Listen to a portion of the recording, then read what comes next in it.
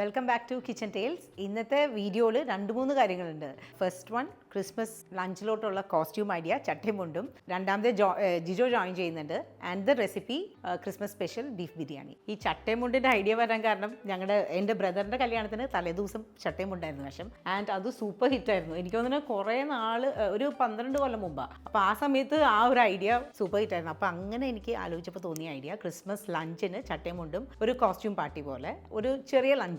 Beef biryani beef റോസ്റ്റിന്റെ സ്റ്റൈലിൽ പക്ഷേ ബിരിയാണിയുടെ കറി പോലെ ആ ഒരു രീതിയിലാണ് ചെയ്യണേ. നമ്മുടെ സവാളയൊക്കെ വറുത്തിട്ട് അത് മിക്സിയിലിട്ട് ഗ്രൈൻഡ് ചെയ്തിട്ട്. അപ്പോൾ തുടങ്ങാം. മെയിനായിട്ട് നിങ്ങൾക്ക് ഇത് ക്രിസ്മസിന്റെ തലേദിവസം ഈ ബീഫ് കറി റെഡിയാക്കാം. ആൻഡ് പിറ്റേ ദിവസം ഗീ റൈസ് പോലെ ആക്കിയിട്ട് സെർവ് ചെയ്യണത് കുറച്ച് ഡിഫറെൻ്റ് ആയിട്ട് സെർവ് ചെയ്യാം. അങ്ങനെയാണ് ചെയ്യാൻ പോകുന്നത്. അപ്പം ഞാനൊരു 10 പേർക്കുള്ള മെഷർമെൻറ്റാണ് പറയാൻ പോണേ. അപ്പോൾ 2 കിലോ ബീഫ് എടുത്തിട്ടുണ്ട്.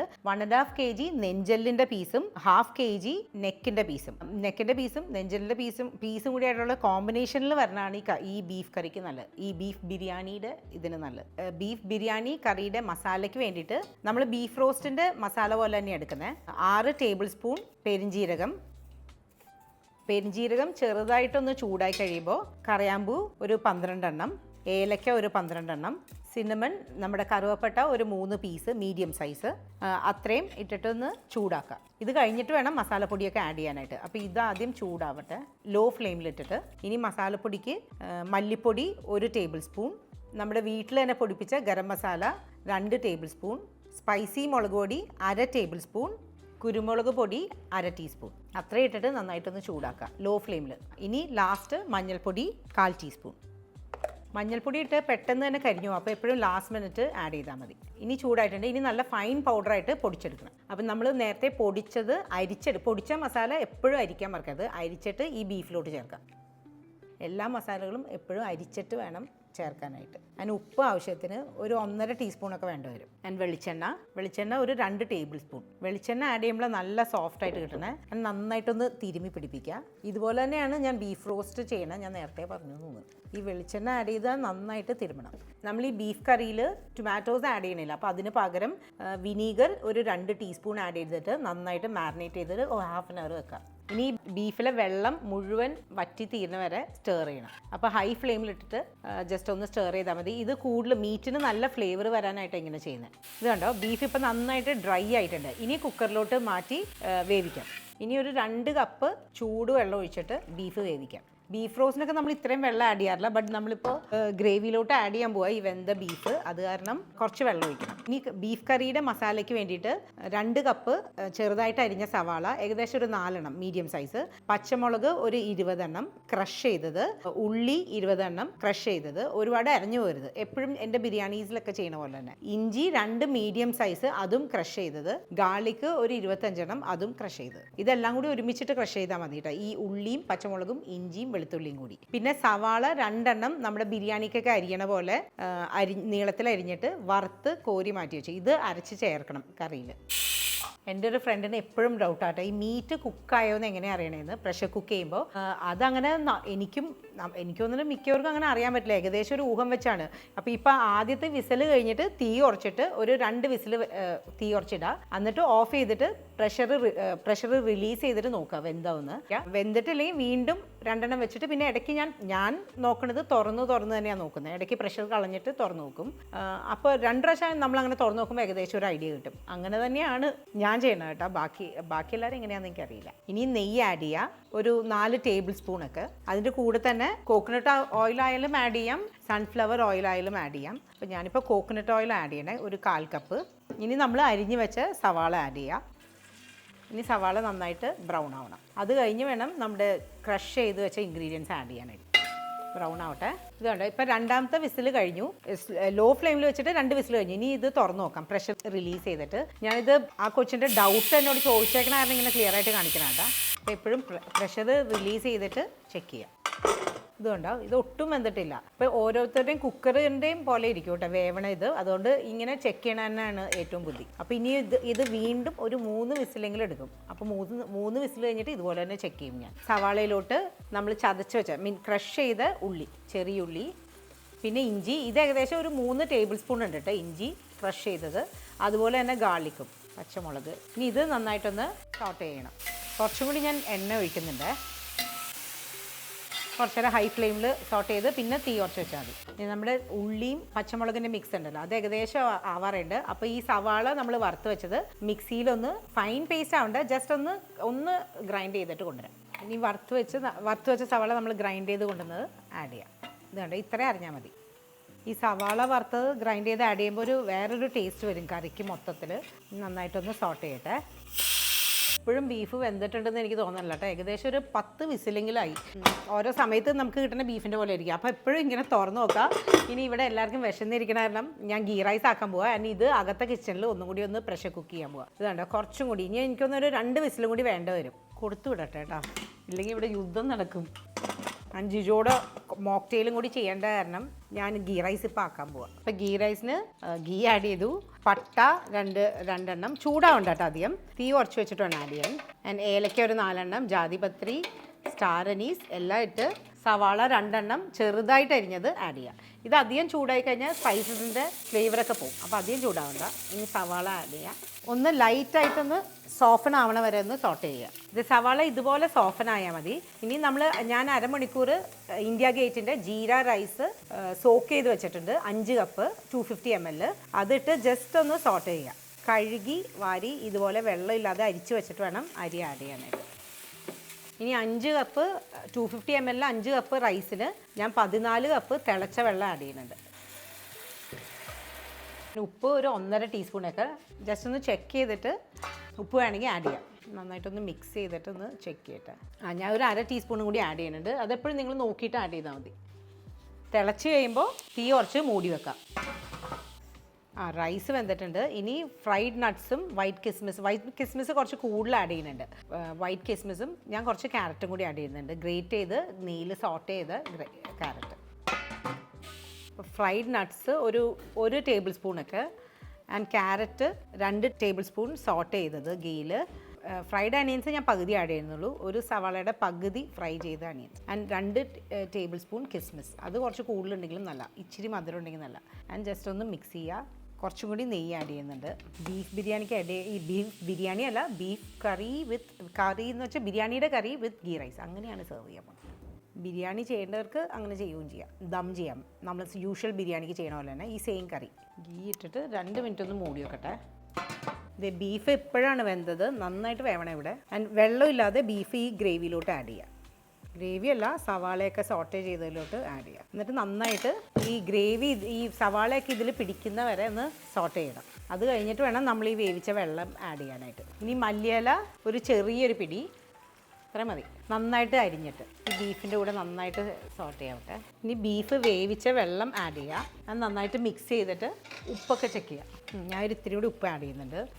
ആൻഡ് ദെൻ നമ്മുടെ നട്ട്സ് അരച്ചത് ഒരു 1/4 കപ്പ് നന്നായിട്ട് ഫൈൻ പേസ്റ്റായിട്ട് അരച്ചിട്ട് അത് ആഡ് ചെയ്യാം. അതുപോലെ തന്നെ 1/4 കപ്പിലും താഴെ വൈറ്റ് കിസ്മിസ് അരച്ചിട്ട് അതും ആഡ് ചെയ്യുക. അത് വേണമെങ്കിൽ ഓപ്ഷനിലാണ്. ബീഫ് ബിരിയാണിക്ക് അങ്ങനെ മധുരം വേണമെന്നില്ല, ബട്ട് ഞങ്ങൾ ആഡ് ചെയ്യുന്നുണ്ട്. നന്നായിട്ട് മിക്സ് ചെയ്യട്ടെ. സോ ഇതുപോലെ നിങ്ങൾ ക്രിസ്മസിൻ്റെ തലേ ദിവസം ഉണ്ടാക്കിയിട്ട് ഫ്രീസ് ചെയ്യുക. കറി ചൂടാറിയിട്ട് ഫ്രീസ് ചെയ്യുക. എന്നിട്ട് രാവിലെ ഗീ റൈസായിട്ട് സെർവ് ചെയ്താൽ മതി. കുറച്ചൊന്ന് ഡ്രൈ ആവട്ടെ. ഇപ്പോൾ ബിരിയാണിക്ക് പോലെ ദം ചെയ്യാനാണെങ്കിൽ ഈ ഒരു കൺസിസ്റ്റൻസിയിൽ എടുക്കാം. സെയിം റൈസ് നമ്മൾ പിറ്റേ ദിവസം ദം ചെയ്താൽ മതി. ഇനി ഈ ടൈമിൽ ചെക്ക് ചെയ്തിട്ട് നിങ്ങൾക്ക് മസാലയൊക്കെ കുറവായിട്ട് തോന്നുകയാണെങ്കിൽ ആഡ് ചെയ്യാം. അപ്പം ഞാൻ ഒരു പിഞ്ച് മസാല ആഡ് ചെയ്യുന്നുണ്ട്, ബട്ട് കുറവ് അങ്ങനെ തോന്നുന്നില്ല. ജസ്റ്റ് ഒരു ഫ്ലേവറിന് വേണ്ടി ഞാൻ ആഡ് ചെയ്യുന്നുണ്ട്. ഞാൻ കുറച്ച് നട്ട്സും കൂടി അരച്ച് ആഡ് ചെയ്യുന്നുണ്ട്. 1/4 കപ്പ് നട്ട്സാണ് അരച്ച് ആഡ് ചെയ്തത്, ബട്ട് കുറച്ചും കൂടി 1/4 കപ്പും കൂടി അരച്ച് ആഡ് ചെയ്യുന്നുണ്ട് ഒരു നല്ലൊരു ക്രീമി ടെക്സ്ചറിന് വേണ്ടിയിട്ട്. അപ്പോൾ ഞാൻ പറഞ്ഞ 1/4 കപ്പ് നട്ട്സ് അരച്ചത് നന്നായിട്ട് മിക്സ് ചെയ്ത് നന്നായിട്ട് ചൂടാവണം നട്ട്സ് ആഡ് ചെയ്ത് കഴിഞ്ഞാൽ. ബിക്കോസ് നമ്മൾ പിറ്റേ ദിവസം യൂസ് ചെയ്യാനായതുകൊണ്ട് എന്നിട്ട് ഫ്രീസും ചെയ്യണം. സാധാരണ ഞാൻ എപ്പോഴും നട്ട്സ് അന്നത്തെ ദിവസം ആഡ് ചെയ്യുള്ളൂ. കറി ചൂടാക്കിയിട്ടാണ് നട്ട്സ് അരച്ച് ആഡ് ചെയ്യാറ്. ബട്ട് ഇതിപ്പോൾ നിങ്ങൾ ആഡ് ചെയ്യുവാണെങ്കിൽ ഫ്രീസ് ചെയ്യണം കറി.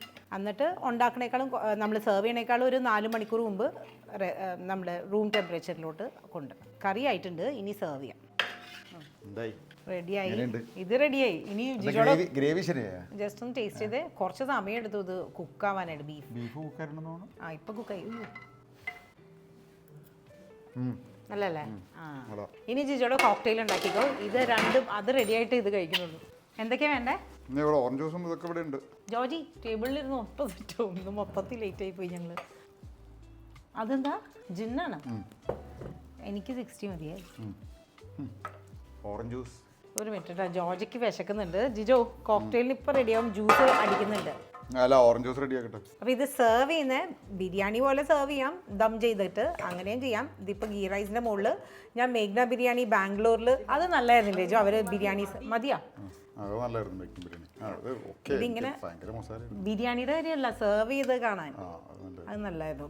ഗീ റൈസിൻ്റെ മേലെ അവർ ആ കറി വെച്ചു, ബട്ടർ ചിക്കൻ ബിരിയാണി അങ്ങനെ എന്തോ. അപ്പോൾ അതുപോലെയാണ് സെർവന്. ജോർജിക്ക് ബീഫ് കുറേ വേണ്ട പീസ്. ഇങ്ങനെ സെർവ് ചെയ്യലും നല്ലൊരു ഓപ്ഷൻ ആട്ടോ. ബിരിയാണിയുടെ കറി തന്നെയാണ്, ബട്ട് ഇങ്ങനെ നമുക്കപ്പോൾ ഈസിയാണ്. തലേ ദിവസം കറി ആക്കി വെക്കാൻ, ദമ്മൊന്നും ചെയ്യേണ്ട, റൈസ് മാത്രം അന്ന് ഉണ്ടാക്കിയാൽ മതി. കുറച്ച് അണിയൻസ്, 2-3 നമ്മുടെ കിസ്മിസ്, നട്ട്സ്, കുറച്ച് മല്ലിയില വേണമെങ്കിൽ 2 ഇത് ആൻഡ് ക്യാരറ്റും. എനിക്കധികം മധുരം വേണ്ട കേട്ടോ, സ്വീറ്റ് വേണ്ട. അതെന്താ ഓറഞ്ച് ജ്യൂസ്? ഓറഞ്ച് ജ്യൂസ് ബിറ്റേഴ്സ് ഇട്ട്. ബിറ്റേഴ്സ് എന്ന് പറഞ്ഞാൽ അംഗുസ്റ്റാർ ബിറ്റേഴ്സ്. ഓറഞ്ചിൻ്റെ വേറൊരു ഫ്ലേവറുള്ള ബിറ്റേഴ്സ് ആണ്. ഇത്തിരി ലൈം. ഇത് ഈ ഫ്ലേവറിലുള്ളത് ആഡ് ചെയ്തിട്ടുണ്ട്. എന്താ സംഭവം എനിക്ക് വലിയ പിടുത്തം.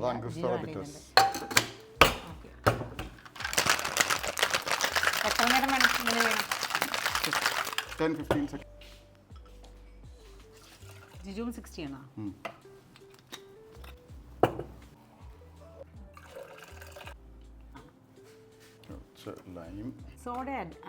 സോഡ ഇട്ടിട്ട് നമുക്ക് ഇതാക്കാൻ പറ്റില്ല, ഷെയ്ക്കാൻ പറ്റില്ല. പിന്നെ അത് ഫിസ് കാറിന് പുറത്തേക്ക് വരും.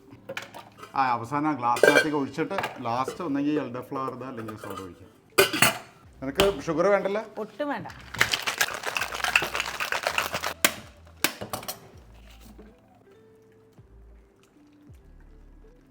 ഇനിയപ്പോൾ എപ്പോഴും ഒഴിക്കാൻ പോണേ ഈ മറ്റേ നേരത്തെ പറഞ്ഞ ജ്യൂസൊക്കെ?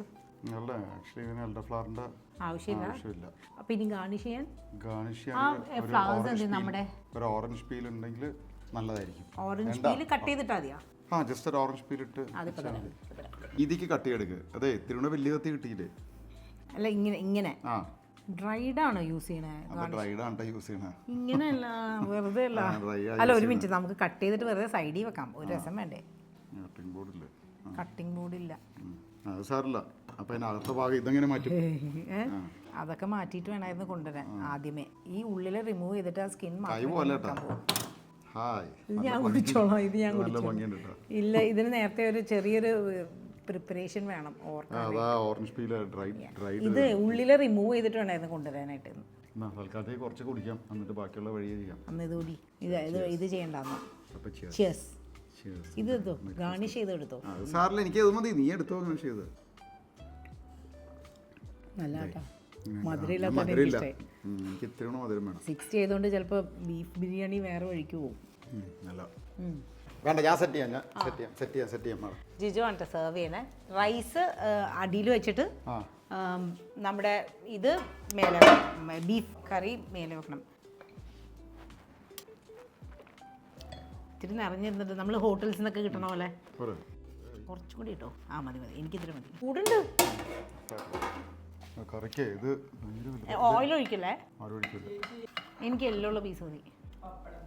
ബീഫ് നല്ലോണം വെന്തിട്ടുണ്ട്. ഗ്രേവി നല്ലല്ലോ. മതി, എനിക്ക് എത്ര മതി. എഗ് ജിജോണുള്ള ഞാൻ തരാം. അതെല്ലാം ഇച്ചിരി ഇടണം, ഇച്ചിരി ഭംഗിയിലിടണം കേട്ടോ. മതി, എനിക്ക് അത്ര മതി. മതി, അത് ഇട്ടതാ. ഇട്ടെന്നാലും വീണ്ടും ഇട്ടു. മതി. അടുത്തത് ഞാൻ തരാം, ജിജോടെ ഞാൻ തരാം. റൈസ് ഇട്ടോട്ടെ, കുറച്ച് നിറച്ചിട്ടോട്ടെ. ഇത്ര മതിയാ? ഇത് കണ്ട, ഇത് നല്ല സുഖമാണ്. ഇങ്ങനെ സെർവ് ചെയ്യൽ സുഖമാണ്, കാണാൻ എന്തോ രസമുണ്ട്. എഗ് വെച്ചു, ബാക്കിയെല്ലാം ടേബിളിൽ. ഇതെല്ലാം കേട്ടോ ബാബാ. അവിടെ സാലഡ് എല്ലാം വെച്ചിട്ടുണ്ട് കേട്ടോ ടേബിളിൽ. ഞാൻ ഇപ്പോൾ വരാം. ജോർജി എല്ലിൻ്റെ പീസെല്ലാം ജോർജി എടുത്തു എന്ന് തോന്നുന്നുണ്ട്. മന്ന വേണ്ടേ? വൈ ഇത്തിരി ഇരിക്കുക ഞങ്ങളുടെ കൂടെ. ക്രിസ്മസ് ആണ്, ഇവിടെ ആരും ഇല്ലെന്നുള്ളൂ. ജോർജി പറഞ്ഞു ബീഫിന് ഇത്തിരി ഉപ്പ് കൂടിയെന്ന്. ടേസ്റ്റ് നല്ലതെന്ന് പറഞ്ഞു. പക്ഷെ അത് ഒന്ന് നോക്കിയേ ജിജോ. എനിക്കും അങ്ങനെ തോന്നി. അപ്പം ഡേറ്റ് പിക്കിൾ വേണ്ടേ?